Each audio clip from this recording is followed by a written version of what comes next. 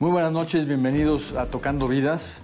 Tenemos un invitado muy especial, a Dieter Holz. Dieter, ¿cómo estás? Gracias, Esteban. Muy bien. Dieter, pues fue hasta hace muy poco tiempo una persona muy ligada a la educación, como director de todas las universidades del Valle de México y pues muchas otras empresas relacionadas con la educación, Dieter. Sí, la verdad es que una etapa profesional muy satisfactoria. 8 años como presidente y director general de todo el sistema Laureate. Laureate es el proveedor de educación privada más grande del mundo y México era su base más importante con 220,000 estudiantes. Bueno, hace 8 años teníamos 140, terminamos 8 años después con 220,000 estudiantes, con el sistema de la Universidad del Valle de México y de Unitec también. Y eres un deportista práctico y teórico y has estado en la organización de pues muchos esfuerzos de deporte.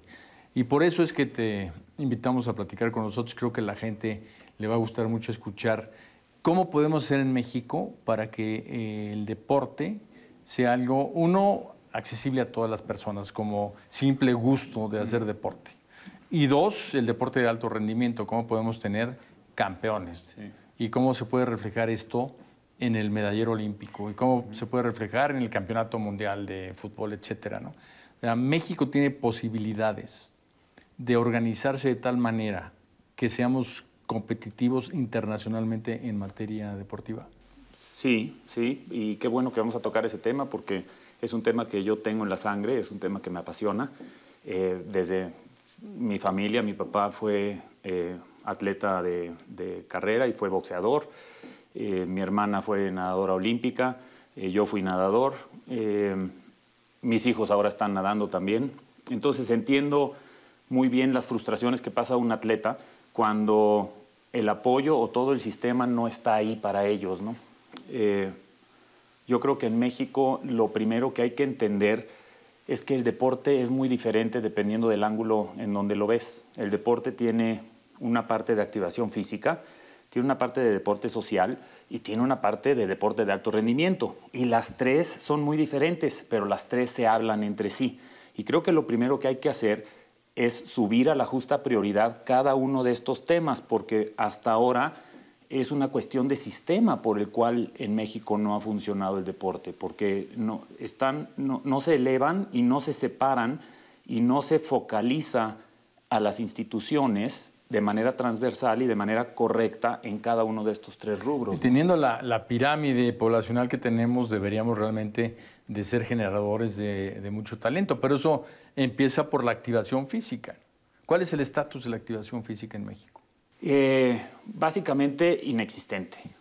Yo creo que no ha habido el entendimiento de que la activación física es una cuestión preventiva para la salud, es una cuestión ya básica. Hoy en día tienes que estar haciendo deporte o mover físicamente tu cuerpo de alguna manera y no ha habido un entendimiento ni se ha elevado a la prioridad que se merece y pues muestra de eso es que el sistema educativo pues prácticamente lo tiene olvidado, ¿no?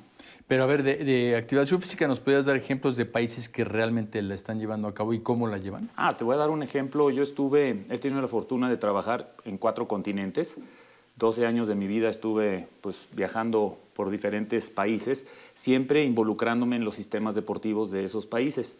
En Australia estuve muy cercano al Comité Olímpico Australiano, entendiendo un poquito cómo funciona, y es increíble la preocupación de la sociedad y la preocupación del sistema privado y público para la activación física. Un ejemplo, para tú recibir una licencia para poner un gimnasio, el gobierno, ya sea estatal o federal, exige que dones 2 horas de tu instalación a las escuelas públicas del municipio a su alrededor. Para que vayan ahí. Para que vayan ahí y también con instructores, para que los muevan físicamente. Y eso para las escuelas que no tienen instalaciones, pues es una maravilla, ¿no? Entonces, yo diría que Australia lo tiene tan incorporado en su cultura que es un país ejemplo. Ahora, tenemos a Colombia también, que a través del sistema educativo ha sabido enlazar a las diferentes escuelas en los diferentes municipios y ha hecho ligas interescolares y pues ya lleva a millones de niños formalmente avanzando, creando autoestima para seguir compitiendo unos contra los otros, ¿no? Pero eso ya sería deporte escolar, ¿no? Sí. Propiamente dicho. La activación física abarca toda la sociedad, ¿no? O sea, esas imágenes que tenemos de los chinos en un parque, ¿no? Haciendo todos esos ejercicios de... Hay una frase muy famosa que dice que todo deporte es activación física, pero no toda activación física es deporte. Entonces, en ese sentido, tienes toda la razón. En México tenemos un problema donde hay estudios que comprueban que el 56% de la gente dice que pues, no se puede activar físicamente porque no tiene tiempo. No es que no haya instalaciones, no es que no sepan cómo, es que no tienen tiempo. Pero más no necesitarías instalaciones, lo puedes hacer en tu cuarto. Totalmente, a eso voy. En Japón, por ejemplo, lo que se hace es que en la zona del trabajo y también en la escuela, en la escuela son las pausas, los recreos activos, y en el trabajo 5 o 10 minutos antes de llegar al trabajo, con el mismo director general enfrente, todos los días se activan físicamente, ya sea con artes marciales, con yoga, con tai chi, con lo que sea, pero se activan físicamente todos los días. Entonces, es una cuestión de voluntad y es una cuestión de sistema. No necesariamente tenemos que tener instalaciones deportivas para que todo el mundo tenga a la vuelta de la casa una alberca, ¿no? Así es, porque no moverse, ¿no? Ser sedentario, alimentarse mal te lleva después a problemas tan graves como la epidemia de diabetes que tiene el país, en donde el 70% de todo el presupuesto de la Secretaría de Salud es para este tipo de enfermedades no transmisibles, ¿no? Así es el 70%, yo creo que hasta un poquito más, del presupuesto de salud dedicado a 6 o 7 millones de mexicanos. Entonces, el resto de los mexicanos pues tiene que vivir con el 30% del presupuesto de salud, ¿no? Ahora, después de la activación física vendría el deporte escolar. Sí. Me dices que en Colombia es un buen ejemplo. Es un muy buen ejemplo. Se debe de hacer. Y yo creo que por eso digo que están enlazados. Déjame terminar quizá un poco con lo que es la activación física. En otros países se eleva a prioridad número 1 para el gobierno del país.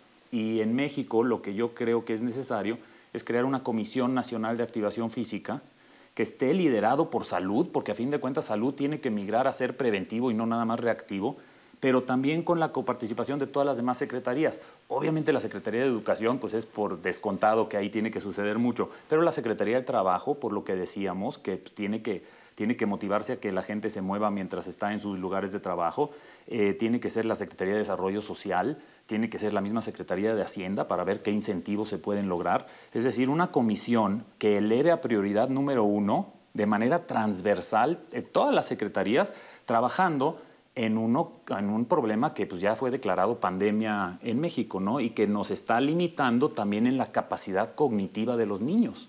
La obesidad y sobrepeso no solo trae diabetes, el sedentarismo trae una discapacidad cognitiva de los niños y falta de motricidad que se refleja en resultados de matemáticas muy bajos, etcétera, etcétera, ¿no? Y ahí es donde brincamos, pues de ahí, de la activación física, una vez que tú logres que realmente entienda la gente que moverse es bueno, pues una de las principales acciones de la actividad física es el deporte. Entonces empiezas con el deporte social. Y el deporte social hay que aprovecharlo en la infancia, hay que crear sentido de pertenencia a la comunidad, sentido de autoestima. La cohesión social que genera el deporte social es sensacional porque se involucran los padres de familia. Y es ahí donde tenemos un grave problema, que los padres de familia muchas veces están desangelados de los niños, ¿no?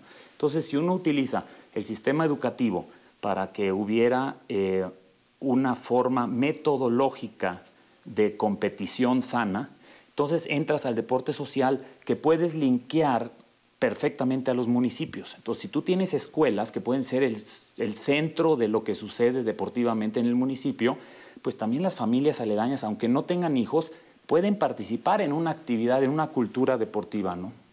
El otro día estaba viendo que en México hay alrededor de 100,000 canchas deportivas y que obviamente no se les da el uso adecuado. Entonces, tampoco es un tema de infraestructura. Obviamente, siempre se requerirá más, pero creo que nos debemos de empezar a acostumbrar a trabajar de entrada con lo que se tiene, ¿no? Y aprovecharlo bien. Este deporte escolar luego provoca deportistas amateurs. Claro, claro.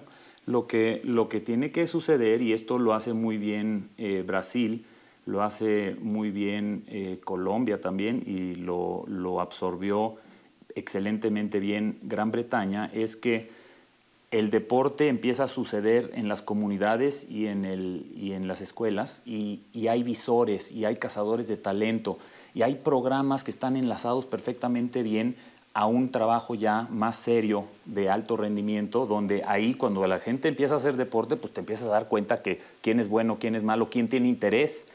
Dieter, en un minuto, porque el tiempo es realmente increíblemente voraz, ¿cómo preparar atletas de alto rendimiento que sean ganadores en el terreno internacional? Primero, cómo encontrar a aquellos deportistas, y va mucho con lo que dijimos, tenemos que trabajar en las bases para encontrar aquellos talentos y se les tiene que dar seguimiento metodológico.